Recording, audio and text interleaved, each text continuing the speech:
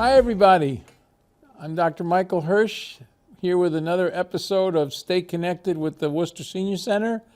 This is our October 2024 edition. It's hard to believe it's already October. We have some things to talk about. October, as you might guess from the octo in the beginning, originally was the 8th month of the Julian or Roman calendar, but when we switched over to the Gregorian calendar, it became the 10th month, but they kept the name October.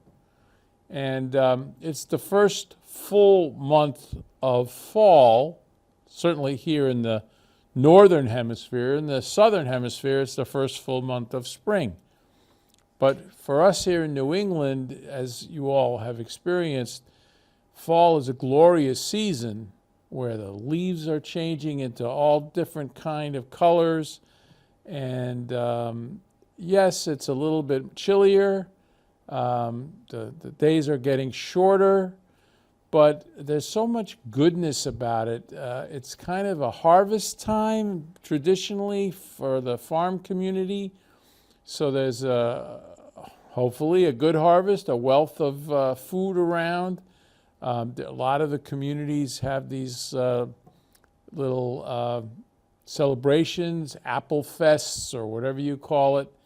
And I think it's my favorite season for New England. And as a New York City boy, fall was nice, but it's nothing like up here. And you don't have to go very far to go leaf peeping here in Worcester. You can just go to Broad Meadow Brook or Elm Park. You'll see some beautiful foliage, and you'll feel like really, after a nice walk out there in the brisk air, come inside, have a nice cup of tea or cocoa. Hey, life is good. That's what I hope for all of you. But October is an important month because school is in full session. Colleges here in Worcester, we're lucky enough in the Worcester metropolitan area. We have 11 institutions of higher learning, which is an amazing part of our community. And of course, our public school system is really humming on all cylinders. We have a very robust plan of rebuilding one by one. Almost all the high schools have been rebuilt, and if they haven't been rebuilt yet, there's plans for rebuilding. And then there's the wonderful school sports that go with the high schools. So, Foley Stadium is busy, Friday Night Lights, all of the things that make you feel great about being a parent of a high schooler or a grandparent of a high schooler. Will be on display in October. What I am especially appreciative of in October is the fact that we have some very important medical issues, I guess not just medical, social issues that are represented in October. So October is Cyber Security Month. Now, what does that actually mean? There is so many instances right now of attacks on databases, institutions, insurance companies, hospitals, where people are trying to get your data. So it's very important, if you are a computer-using senior or anybody who's listening to our show today, to really be careful about how you use your phone, your computer. Don't assume that leaving it out for just a moment in a public area is safe. Don't assume that joining every single free Wi-Fi network is safe.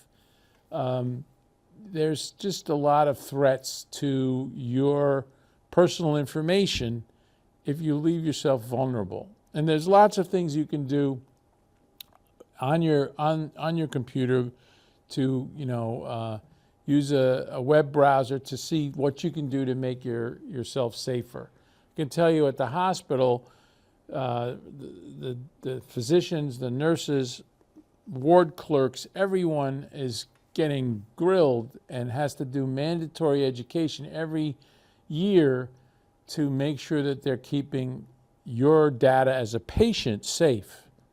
So Cybersecurity Month, I think, is a good one to recognize how important it is that all of this incredible amount of data that a computer can store doesn't get into the wrong hands. And this is also, one of the major problems now. We're in an election season. There's a lot of false information that is floating out there because of deliberate efforts to construct lies about the different candidates. Last month in September, the Russians and the Iranians were both called out by the FBI for artificially constructing stories and making up composite pictures and all different kind of things that they have been doing to subvert the election integrity. So be aware of this and try to make yourself more informed about how you can keep your information private and safe. One thing for sure, don't keep your computer on forever. Turn it off at the end of the day and re-log in the morning.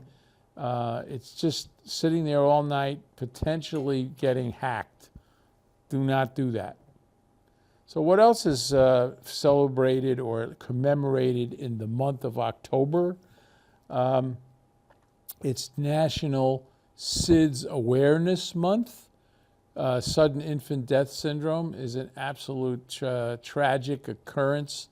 If you have had any friends that have lost a baby in that first 2 years of life, it's just awful situation. And you've gone through trying to get pregnant, getting pregnant, going through the pregnancy, you have your baby, and suddenly the baby has an event in the crib that they can't be resuscitated from.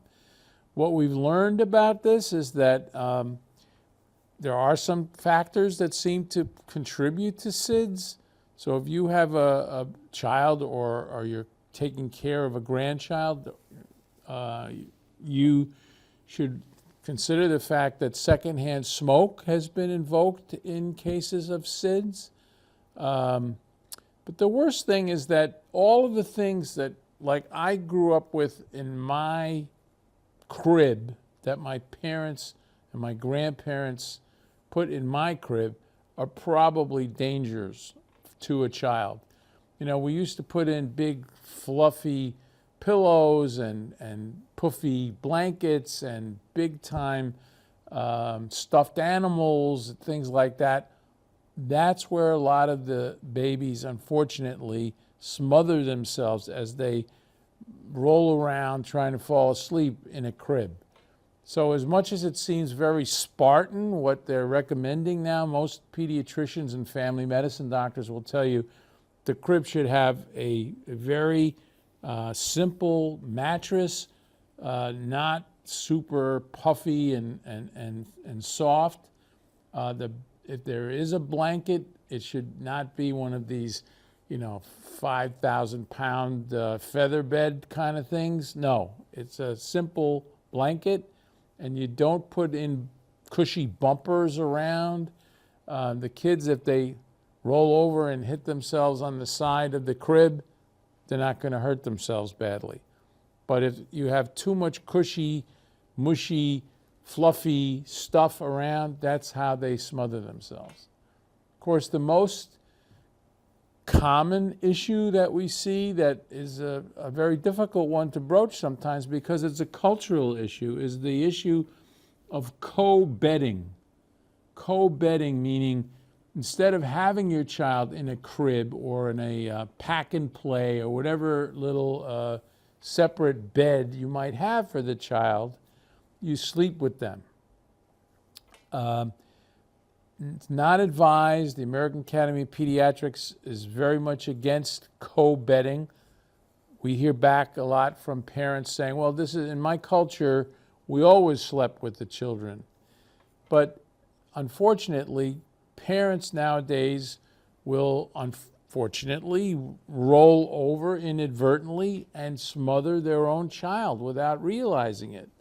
And we do have an obesity problem in the country. So if you have an obese adult and a little baby, it's not a fair competition, and the baby can get smothered from that. So we strongly recommend in the Department of Public Health, we have a division of maternal child health to try to get your child in a separate bed. And like I said, a pretty Spartan bed, you know, pack and play that has a thin mattress, not a lot of bumpers, and this will allow you to sleep better knowing you can roll over all you want and you're not going to roll over on your child. What else is part of October's publicity?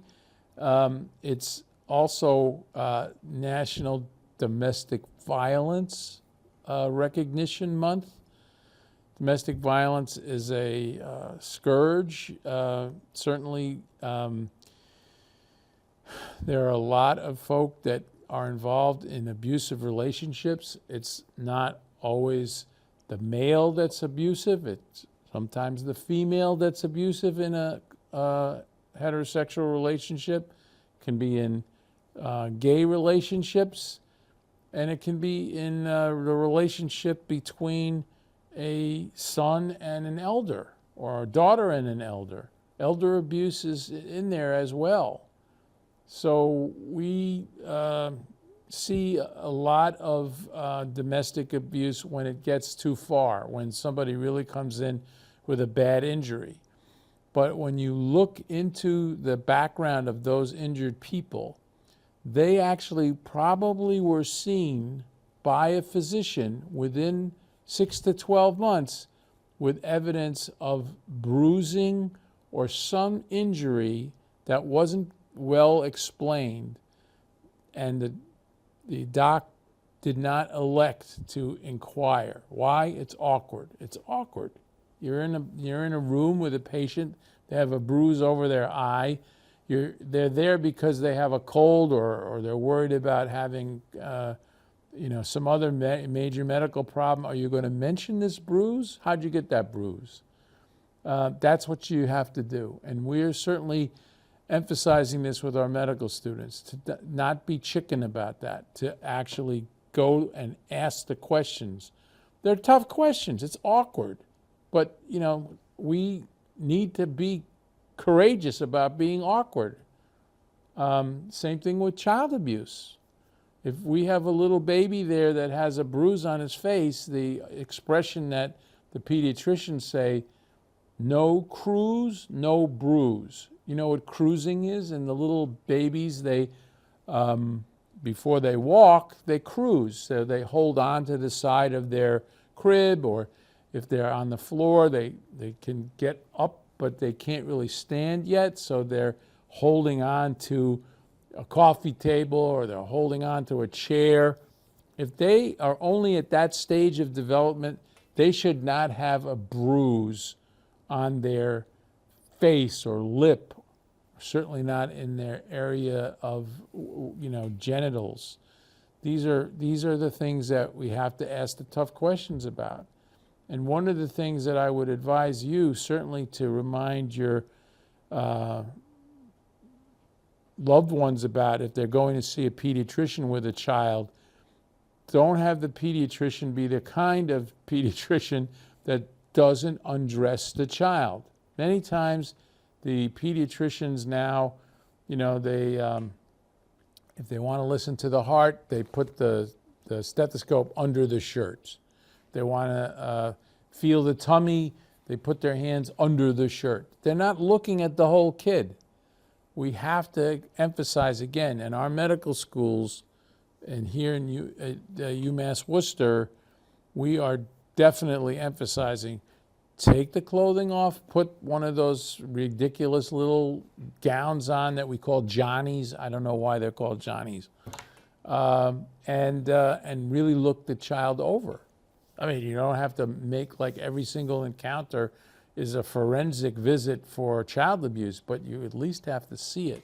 Because if you pick it up at an early stage where there's just a little bruise, you can actually make the inquiries, figure out what's going on, and provide help for the family and the child so they can stay together instead of getting into the foster care system or even worse, to become a major injury victim for a bigger event. All of these events in both domestic abuse, elder abuse, and child abuse, they start with little things and then they get bigger and bigger and bigger. We call that crescendo injury, where it gets louder and louder and louder, like in an orchestra.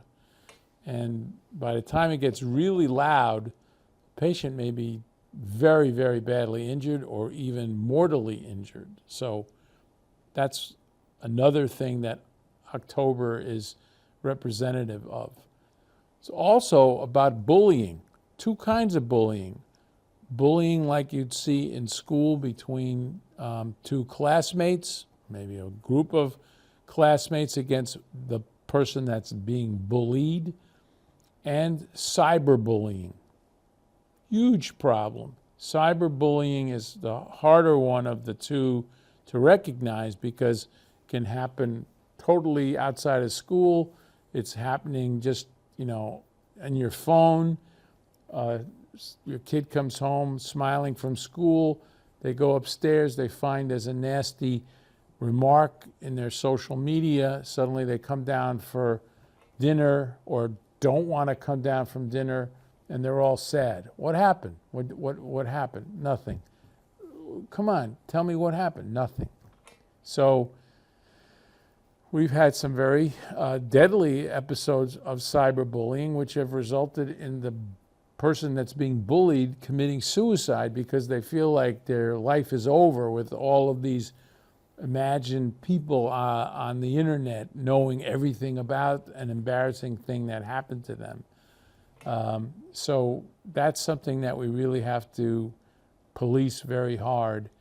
And in general, the utilization of phones and other forms of social media carriers in children, teens in general, is very difficult for any parent.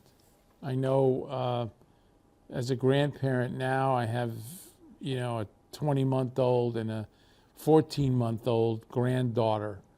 And there are many of their little friends that are, in play groups and stuff that already have little iPads or little screens that they can watch. My children have said, they're not going to let our grandchildren have screen time until much, much later in childhood. It works out when they're very little. But once they're in school, the peer pressure is huge. And everybody wants a phone and everybody wants to, text with each other. It becomes very difficult to police that. You're going to have to come up with a construct in your family where you can somehow get a handle on what it is that your child is looking at online. Because these change in moods, we used to say, wow, kid has a sudden change in a mood, they must be using drugs. Not always now. They can be the kind of mood change from a bad cyber attack, a cyberbullying episode. And we've learned a lot about bullying in general. In my day in school, if somebody was being bullied, the way the teachers thought it would be all made better is you have the bully and the bullier. Once it's, the bullier and the bullied shake hands in front of the whole class and make nice. That doesn't work. It still embarrasses the person who's being bullied, and it gets the bullier angry. You have to really deal with the bully who is usually unrepentant about the bullying until others in the class get educated about being an upstander. Have you heard of that term? There's a bystander, right? You hear innocent bystander. Bystander meaning somebody that is standing around while something bad happens, a crime, pickpocket, somebody gets injured, they're bystanders. Upstander is somebody who will actually stick up for somebody who's being bullied, attacked, and it's dangerous sometimes because the bully could really be the kind of person that is indiscriminate in who he wants to be violent to. But most of the time, the studies have suggested that if an upstander calls out the bully and says, hey, that's not cool, what you're doing is not cool, that has a tremendous effect on the bully. The bully realizes that he's not gaining a following. Instead, he's looking small. And for the person who's being bullied, it's a big shot in the arm to know someone stuck up for them. That's what an upstander is. So that's why I think October is such an interesting month. It has a lot of different elements to it that are very good in describing some of the social situations that our children are experiencing, and adults obviously are experiencing. I would also put in a word that it's National Pharmacist Month. The pharmacist that we used to think of in the little mom and pop kind of pharmacy store, those are all going away, and now we have these giant CVS's and Walgreens and all of the big Rite Aid kind of stores. But I'll tell you, they're very, very knowledgeable. In the hospital, we rely on them all the time. They're part of our rounds. They're very integral to our care team. Why? Because there are so many drugs out there now to treat all different kind of ailments, and many of the drugs interact poorly with each other, and not knowing that, we will inadvertently prescribe something that has a contraindication, as you're not supposed to use it when you're using this drug. That's what the pharmacist has in the top of their head. They know all of those drug interactions. They also know about allergies. They also know about certain conditions that you're not supposed to use a certain drug in. I think the pharmacists make tremendous contributions to medical care in this country.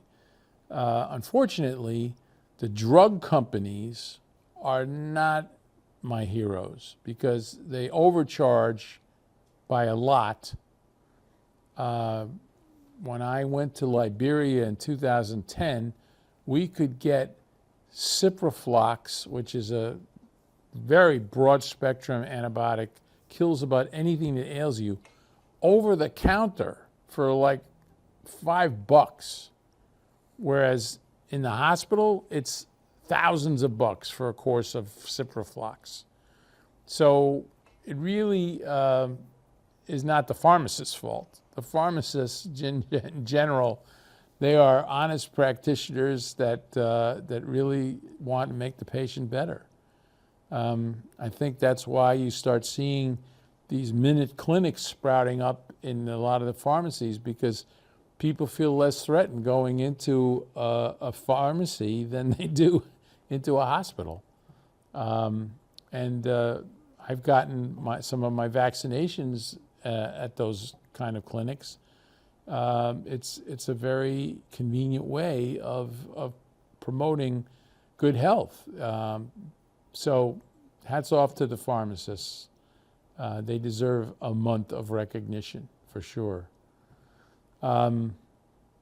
So the other traditional things about October that you may recall is, first of all, in Europe, Oktoberfest is celebrated in Germany and Austria, parts of Czechoslovakia. In German-speaking areas, it's a time it celebrates the harvest, but it also celebrates a certain type of beer that comes out in those times. And if you go to Bavaria, go to Munich, you're in for a treat because the beer is flowing hot and heavy. And a lot of our local establishments have their own kind of Oktoberfest going on. A lot of the beer companies are making their own Oktoberfest beers. Just don't drink and drive. That's all I would say. But you can enjoy some of these darker versions of the lagers that they put out for October. October 12th, traditionally growing up, was called Columbus Day. Columbus Day is no longer Columbus Day because, as we have now discovered by really bigger scrutiny of our history, Columbus brought with him to the New World a lot of diseases and a lot of cruelty to the indigenous people that he encountered.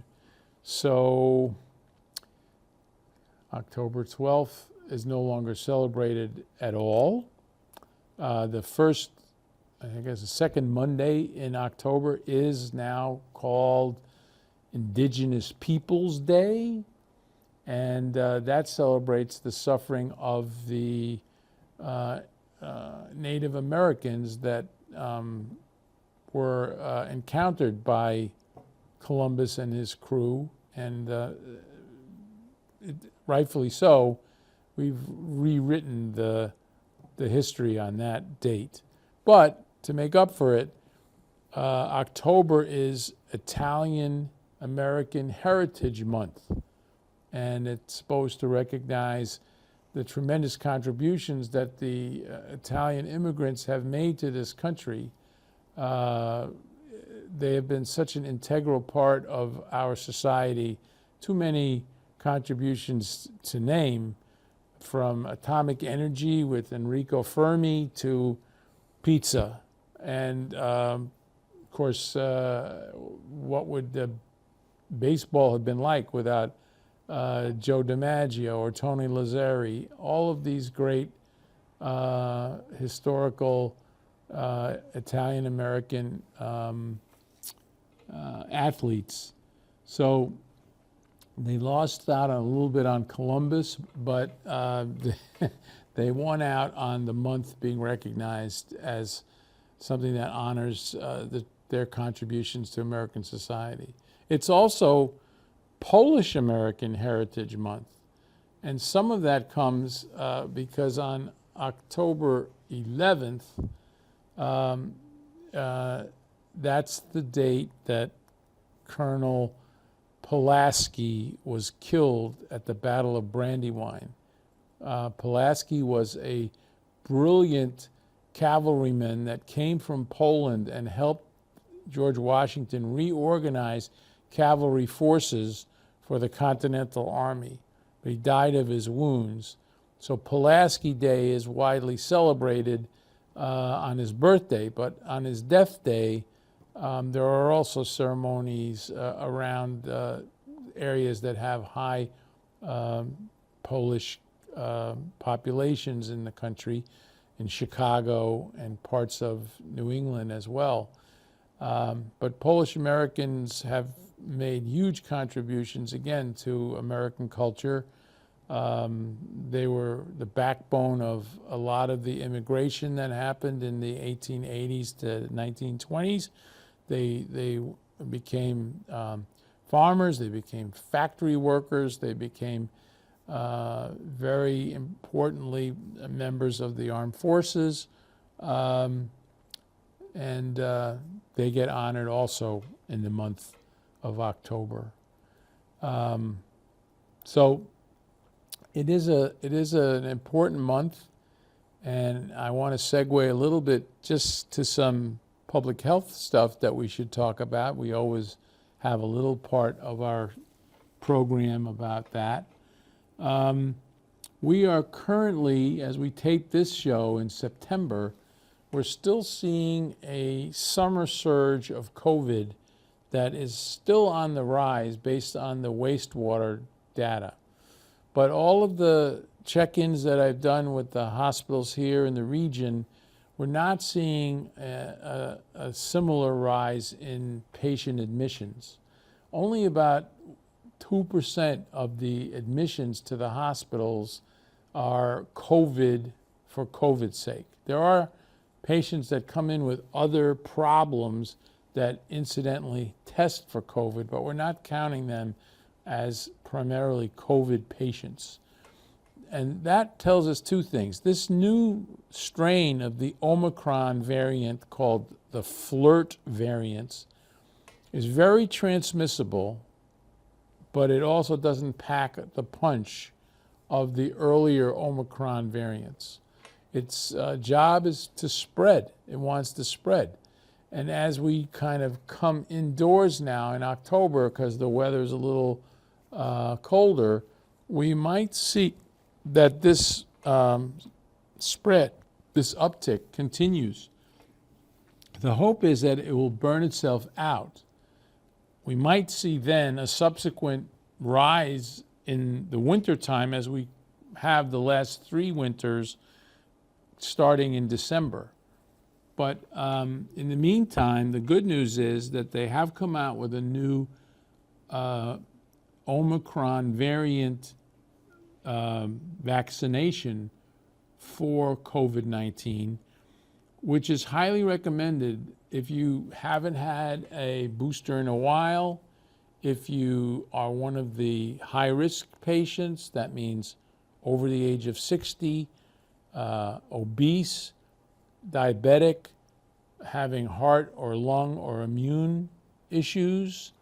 All of those things would make you a higher risk patient, should get this booster.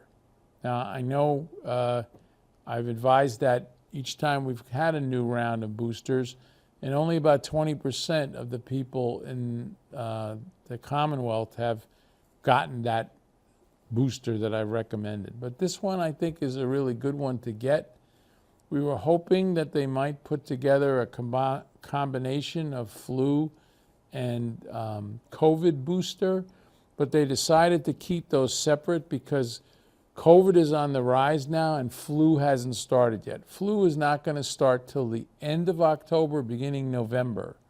So they felt that if you got your flu shot now, it'll help you in October and November, but the flu season lasts way into March, and you might lose your immunity by then. So they are recommending getting your flu shot a little later in the season. Maybe wait till end of October or beginning of November and get your COVID shot now. RSV, which is the third one of the 3 respiratory illnesses that we're talking about, that we haven't seen yet. It doesn't really appear until December. If you've already gotten an RSV shot, you don't need another vaccination. But if you haven't and you're in that high-risk group, or you're around someone in that high-risk group, it's recommended that you get that shot. As far as the other public health viral things that we've been dealing with, I'm hoping that by the time this show airs, that the mosquito problem will be on the mend, because we had a very, very mild winter last year, very wet winter. That caused a big, big uptick in the mosquito population. And as we sit here now taping this in September, what we have found is that more and more of the mosquitoes that we're harvesting to test to see if they have West Nile virus or Triple E are testing positive. Fortunately, there have only been about 4 patients that have had West Nile virus and only 1 with Triple E. at this point. So the recommendation is, like we've talked about many times, you do as many of the D's as you can. That means dress with long sleeves and long pants. Don't go out between dusk and dawn if you can avoid it. If you do, wear an insect repellent containing DEET, D-E-E-T. It's not DDT. Don't worry, it's not cancer causing. And then if you have on your property or near your house stagnant water that becomes a basin for the larvae of these mosquitoes to breed, if you can take care of it yourself, just get rid of the stagnant water. If you can't, if it's like in a culvert or a clogged up drain in the street, you can call the Department of Public Works at the www.worcesterma.gov information line. I think it's 311, and you can get that cleaned up for you. We have a program of screening these mosquitoes, as I mentioned, and if there's a neighborhood where we notice a few mosquitoes are testing positive, we will do a selective spraying program for that neighborhood. And there have been several neighborhoods that we have sprayed, mostly, again, around bodies of water. That seems to be where the mosquitoes like to be. So you just have to be sensible about this. There have been a lot of concerned parents that felt that they were worried that communities were going to shut down evening activities where their children who were playing sports would lose out on playing the sports. Some of them are hoping to get scholarships, and scouts are coming from different colleges to see them. We don't want to be cruel to those families, but at the same time, we don't want those athletes to be at risk for getting Triple E or West Nile virus. So far, we haven't shut down evening activities. There have been a few communities that have, but they've been mostly in Plymouth and Bristol County, where the most of the illnesses have been seen. So that's really what I can tell you about the infectious disease piece of our program. And I will only say one last thing about October. It's a kind of a new thing, and I might get into a little bit of trouble for saying it, but October 7th is a day that, for people like me of the Jewish faith, will always be like our 9/11. On that date, a group of terrorists, almost 3,000 terrorists, crossed the border from the Gaza Strip into Israel and killed over 1,300 people and took 250 people hostages, including about 30 Americans. Here, as we sit taping this, it's been 11 months, and there have been some hostages returned, but very few. More of the hostages that have been returned dead. And the incredible conflict that resulted from this, in which the Israelis have tried to destroy Hamas, which is the terrorist organization, have caused many, many civilian casualties. I don't want to get too deep into the controversy about, are the Israelis committing genocide, or is this justifiable collateral damage as they try to kill off Hamas fighters? I've spent my life as a pediatric surgeon trying to fix broken pediatric bodies, either after an injury or born with a unusual birth defect or having something as simple as appendicitis. I don't want to ever see a child in pain. I've never asked what the child's religion is when they come in the door. I am totally oblivious to that. So for me to see children and families in Gaza suffering, I hate it. I hate it. I also hate the fact that Israel was attacked in this way, and I recognize that Israel has to defend itself. It's the last part in the world that Israelis have welcomed Jews no matter what their background is. You know, it's a little known fact that in 1943, when someone had a meeting with FDR, President of the United States, suggesting, like, what are we going to do when all of these concentration camps, and yes, they knew about the concentration camps. They knew that the Jews were being herded into these concentration camps. I'm not sure they knew about how many were being killed. That's controversial. But by 1944, they knew. In 43, I'm not sure they knew. But they were trying to decide what they were going to do with the Jews that were in these camps. And FDR's plan was to send them all to Fiji in the South Pacific. Why?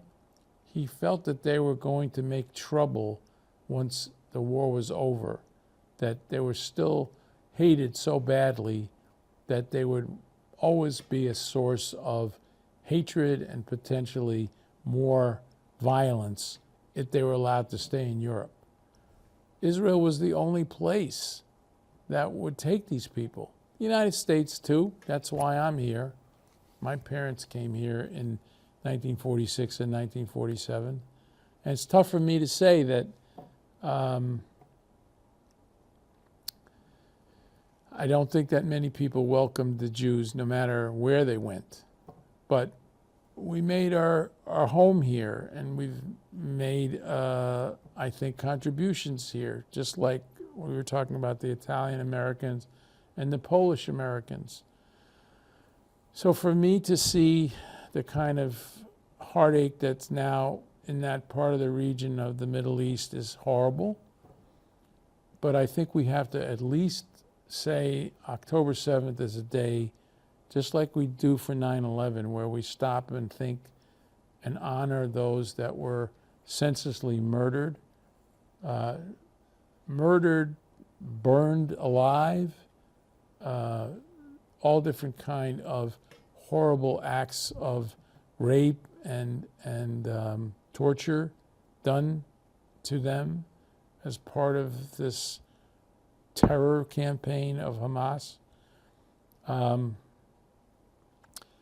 think that's something that when the history gets a chance to look back on this, they will understand how the average Israeli feels about this date, October 7th. As a Jew here in America, proud to be an American, my first loyalty is to America. I'm not loyal to Israel. I don't agree with many of the policies of Israel, but I want Israel to survive. And the kind of anti-Semitism that this incident has allowed to spring up across campuses in this country in areas of high populations of both Jews and Muslims, it's very, very saddening. I just hope that we can get past it, and maybe there'll be a peaceful resolution that will come from this. I hope it's not one of those endless wars like our 20-year foray into Afghanistan, which really didn't gain us much. But let me just say, I think October 7th is a day we should recognize as a sad day, not just for Jews, but for humanity. And with that, I will say Thank you very much for listening. I look forward to talking to you in our November show, and have a fun October. It's a beautiful month generally, and enjoy it. Bye-bye.